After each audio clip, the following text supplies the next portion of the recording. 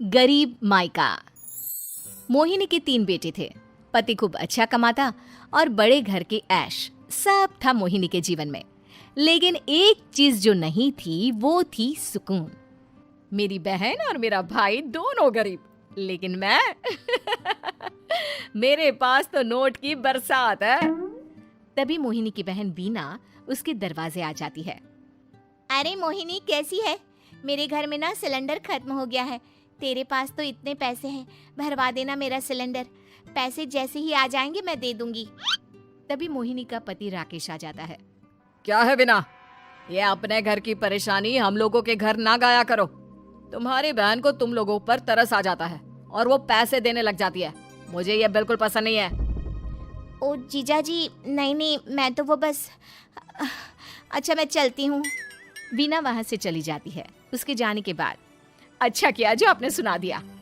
अरे न जाने क्या सोचकर मेरे घर आ जाती है कि जैसे यहाँ तो भंडारा भरा है। अरे कितना तो दे दिया। अच्छा जी, जरा 1000 तो देना।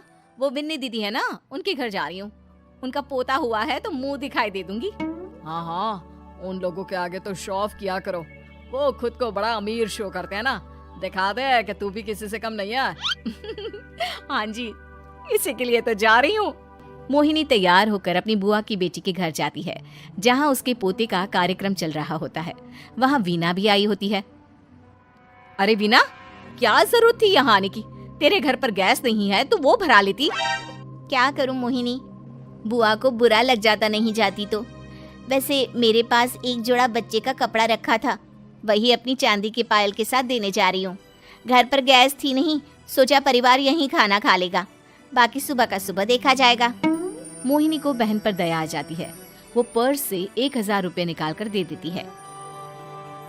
ले विना, लेकिन पैसे वापस कर देना, तेरे जीजाजी हिसाब लेते हैं। मोहिनी भी क्या करती, गरीबी में बहन का सहारा ही उसके जीवन जीने का आधार था।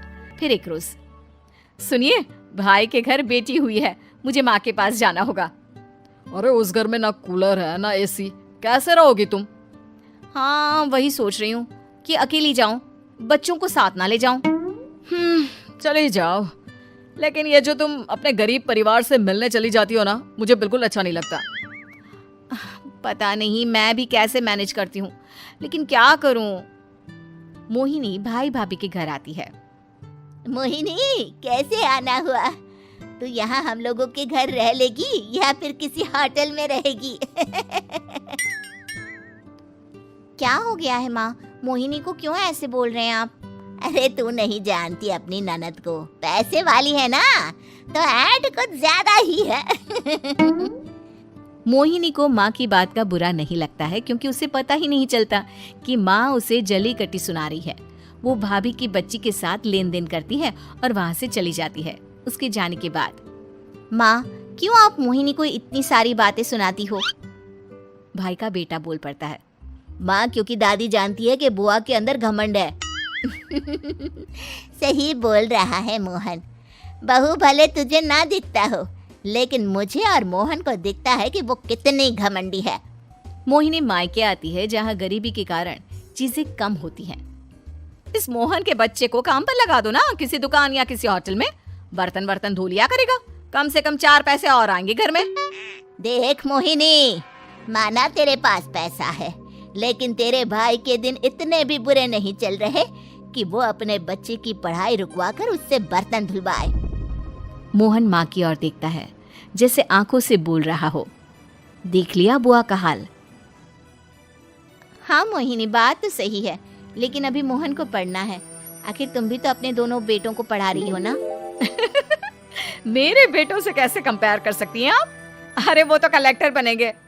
हाँ, कल को वो मोहन को नौकरी में रख लेंगे, क्यों? मोहिनी कुछ दिन और रहकर चली जाती है। धीरे धीरे दिन बीतता है। मोहन बड़ा होता है और कड़ी मेहनत से सफल भी हो जाता है। मोहिनी, माँ के जाने के बाद तो तुमने भाई भाभी के घर जाना छोड़ ही दिया, क्यों? वो क्या है ना, उन लोगों का घर छोटा है, मेरे बच्चे जाना ही नहीं चाहते। पर तुझे क्यों अचानक मायके की बात याद आ गई? यार, मेरा तो मायका है, भाई भाभी है, मेरा तो आना जाना लगा ही रहता है। हाँ, क्योंकि तुझे आदत है ना ऐसे छोटे से घर में और कम पैसे में रहने की। वैसे क्या खबर है आजकल मायके की अपने? अब वो घर छोटा और कम पैसे का नहीं रहा, क्योंकि मोहन तो बहुत बड़ा आदमी बन गया है। फिर क्या? मोहिनी भाभी को फोन करती है। मोहन किसी बड़ी कंपनी का मैनेजर हो गया है क्या भाभी? क्या ये सच है? हाँ मोहिनी दीदी, अब तो हम लोगों के गरीबी के दिन कट गए। आपके भाई ने कोई अच्छे कर्म किए होंगे जो हम लोगों का बेटा इतना अच्छा कमा रहा है।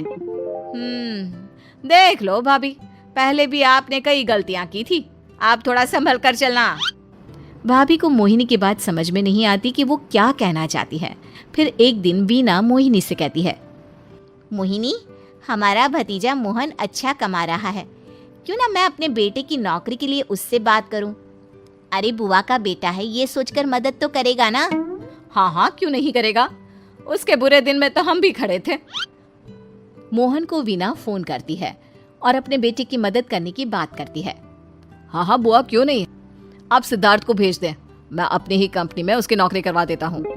दिन बीतते हैं, अब वीना के हालात भी अच्छे हो जाते हैं।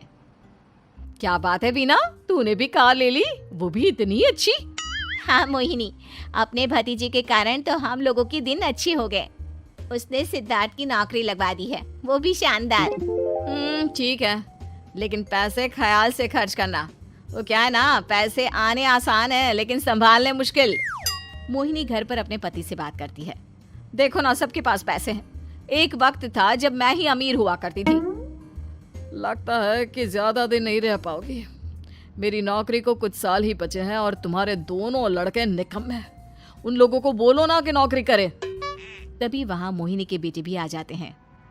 अरे हमें क्या मोहन समझा है जो दिन रात गधे की तरह काम करते रहे। खैर, दिन फिरते हैं और मोहिनी के पति की नौकरी भी खत्म हो जाती है। मोहिनी क्या करे, थोड़े से पैसे में गुजारा नहीं हो रहा है। तो क्या करे, मेरी समझ में कुछ नहीं आ रहा। मोहन को बोलो ना कि वो इन दोनों के लिए नौकरी देखे, जैसे सिद्धार्थ के लिए नौकरी देखी है। मोहिनी क्या कहती, उसे अपने वो दिन याद आ जाते हैं जब उसने भाभी से मोहन को नौकर बनने की सलाह दी थी। क्या हो गया, क्या सोच रही हो मोहिनी? यही कि वक्त कभी भी किसी